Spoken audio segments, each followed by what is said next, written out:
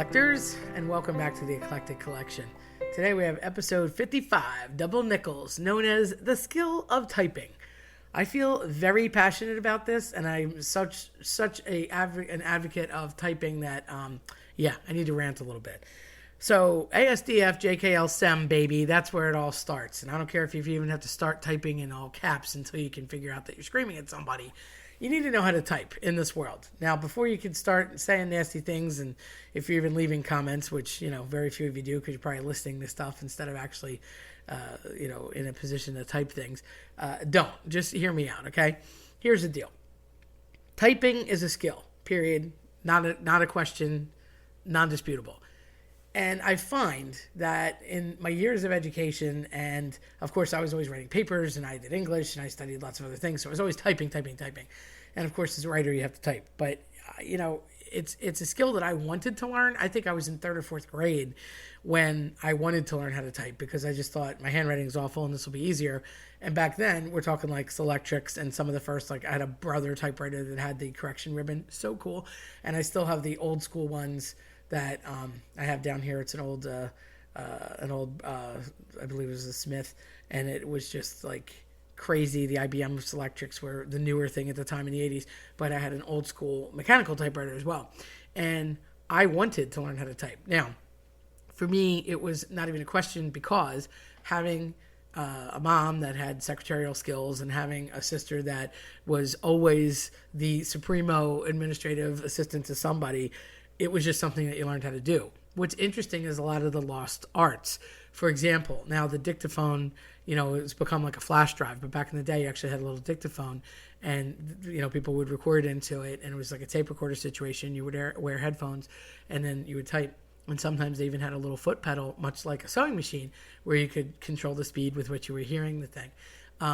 People just typing in general, of course, whether that was on a typewriter or a computer.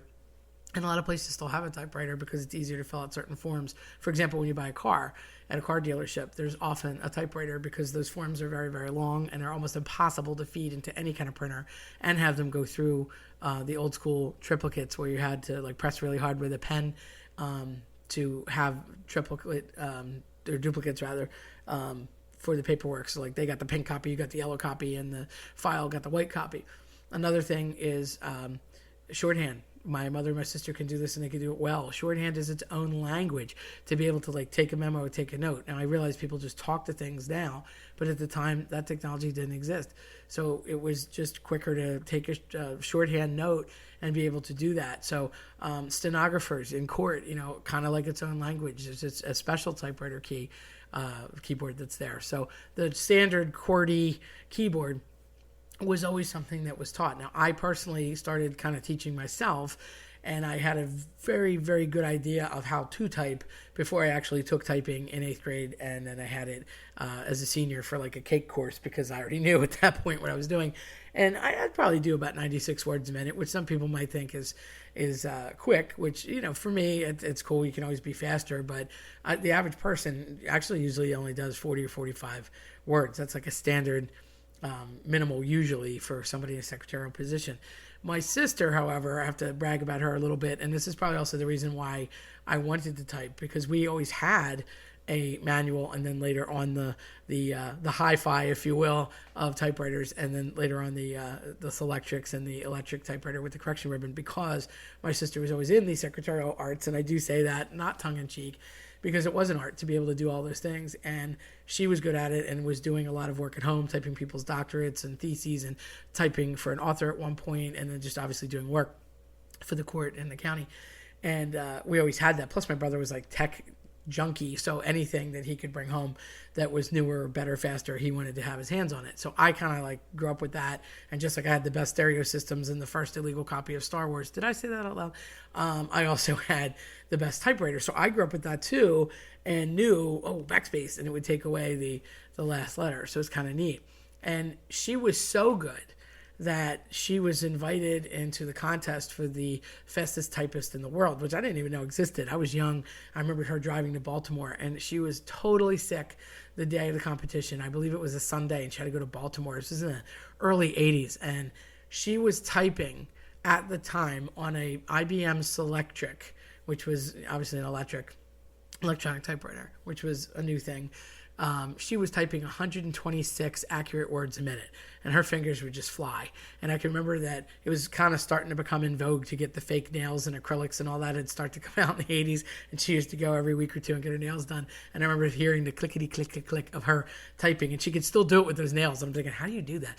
But it was amazing because she not only didn't look, because you're not supposed to look at your fingers on the keys, but she was also typing things beyond words and numbers and symbols and whatnot. And, I still have to think to this day about a symbol, what is above the, 4 key, for example. But standard words and typing, it was like a game to me because I was such a memory freak. I could think about, okay, a word, a teacher would say a word, and I would think how to type it in my mind and like where it was, so I would remember it. Okay, I know you're thinking I'm a nut. It's fine. You can think whatever you want. Bottom line, I have a good memory and I can type well. So, but I've noticed this terrible trend where much like penmanship has gone out the window and they don't teach handwriting per se. Everybody prints. That's great. You got to sign your name, and still there is some legality left to life. These electronic signatures. Okay, it's still not you actually signing something. And likewise, typing is a thing. You should be able to type, especially if you're a person that's into school, because you will need it throughout college, etc. You can't just necessarily drag and speak your way through things. I mean, I love talk to text as much as the next guy, but it doesn't necessarily mean that it's going to catch what you're saying properly. And I've even used it with some of my books, but it doesn't always catch what you're saying, and it doesn't always do punctuation properly. So you should just know. I mean, yes, I shortcut when I text, but you should be able to know your grammar, know your spelling. Those extra checks are just that. They're a fail-safe check. So to run something through, a grammar or through a spelling check on, say, Microsoft Word or something, that's great, but that should just be an extra. You need to look yourself and read yourself and go through and edit yourself. So I very much believe in typing, and I think it's kind of become this lost art. Now, I see people thumbing it, literally. They're texting, and that's great that you're super fast, but you're still not typing, and they'll kind of hunt and peck on a keyboard. And I just feel that if you're going to make the effort to go to school, go to college, and even just in high school, you're on a keyboard more than you are in pen and paper situation. I, of course, am still old school notebook and recommend that, because what you can add to it is your embellishment of the notes that the teacher gives you. And if you want to type that out instead of write it, that's fine too. But again, you should be able to type properly, correctly, with not looking at your fingers on the keyboard, and being able to multitask a bit. I can look at a person, have a conversation, and still type either what's being dictated, or if I'm looking on a sheet that's handwritten and I'm copying it into type. So that's kind of a basic level that you should be at. It doesn't matter necessarily how fast you are, and the more you practice, you will get faster. I can remember my brother bringing me an old school floppy disk that had like a shark that came and ate you, and it had the like a wannabe Jaws theme from John Williams, and you could hear like the dun dun dun dun dun dun, and it was almost like Space Invaders as you would type ASDF JKL or as you would type a word. The faster you did it, the better it was. And then eventually there were more and more symbols and numbers and capitalizations and things you had to do and sentences. And the harder it got, the quicker the shark got. And if you didn't type it in fast enough, then you would get eaten by the shark. I, of course, am obsessed with sharks, so I loved the game and I got good at it. But that's a simple skill that anyone could do, certainly in our technological world that we have now. And I do think that if you are a master of the dictaphone, or somebody that can do translation, whether that be a foreign language or even binary, in the situation of IT, or if you're a stenographer, or just old school, being able to take notes and use the methods that were employed back in the 70s and the 80s, and just use shorthand. I think that it may be a rare thing and a lost art, but it's also a feather in your cap, because it's something that most people are not doing these days. So you should explain what it is and how to do it, and spread that wealth, because I do think that it's a skill that you can use to your benefit. And if nothing else, think about the implications of maybe you want to leave kind of like a secretive note to somebody or tell them something, and you could write in a way that most people don't even think about anymore. I equate it to Morse code. It is older, and I'm not saying the military doesn't have ways to communicate faster, but do you really think that the SEAL team is sent out without knowing Morse code? You bet they know it. Engineers have CAD now that never existed before, but do you not think that they still study on a slide rule and know how to actually work a lot of that mathematics themselves? I mean, it's just the basics of, if all the lights go out, if there's nothing there, I can still teach with a whiteboard and a marker or a piece of chalk. I can still use paper and pen. And I feel like on its base level, we rely so much on technology that just a skill like typing, which ironically is tied to technology, has become something that's been thrown by the wayside. And kids just don't feel like they need it.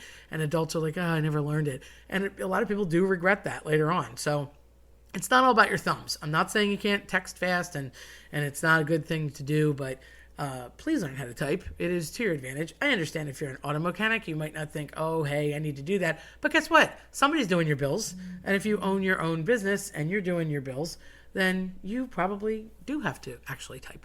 So I'm not really ranting, but it might sound like I'm ranting. But I'm not. I'm just trying to advocate for typing. So go typists.